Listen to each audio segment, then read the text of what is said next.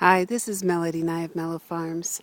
So this is part 2 of our Adjunct Sundays on Melo Farms series, and speaking to where we started.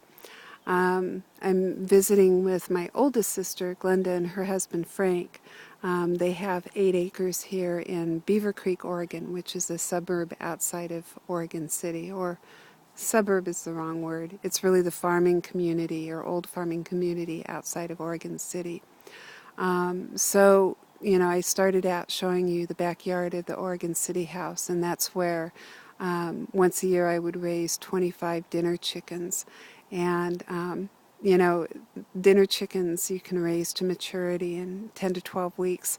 And I was thinking about it on the drive over here. Nobody ever noticed that there were chickens running around in the backyard for the last, for the 2 months that they were alive. And so I think that's why I tell everybody, oh, just raise some dinner chickens in your backyard. Nobody will ever notice. It's not like raising roosters. They don't crow. But anyway, so I continued my journey, and I'm here in Beaver Creek. And I'm going to do this whole thing. It's a little emotional. My brother-in-law is getting on in years. He's 87 years old. But I owe my brother-in-law a huge debt of gratitude, because one day when his crazy sister-in-law came over and said, "Hey Frank, been raising chickens, now I have my own laying hens, but I really want to raise pigs. Can I try that on your property?"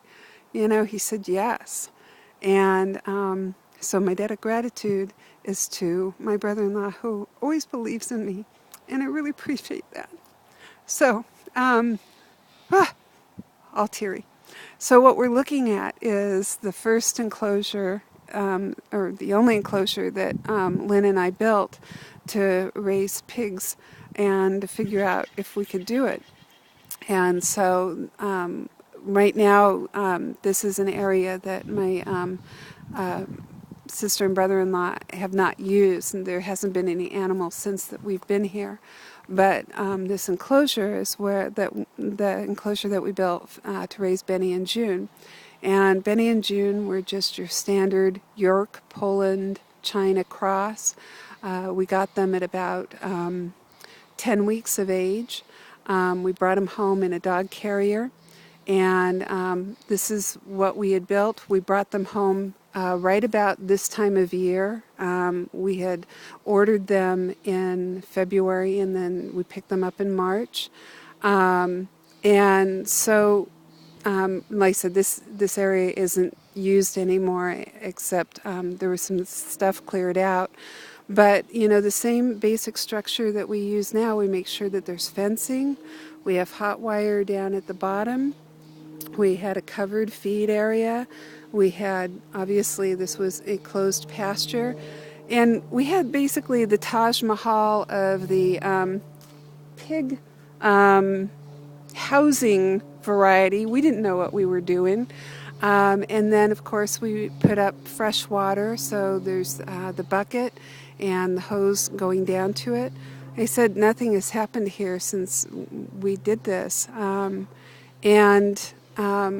This was our proof of concept that we could raise pigs. And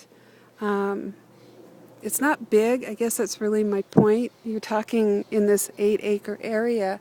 We're talking really about a backyard. And not that I'm advocating for anybody that's in an urban setting to convert their backyard to raising pigs, but I'm just saying it doesn't take much. And so, small farmers converting areas to sustainable animal husbandry, it doesn't take much materials. It's just a time, and it's kind of a lifestyle change. What this area is now used for is my brother-in-law is a gardener, and my nephew's garden here as well. So here it is, end of February, and the ground's ready to be tilled and seeds put in. And my oldest nephew was telling me that they're getting ready to put in seeds next week. So these are the raised beds. But where it all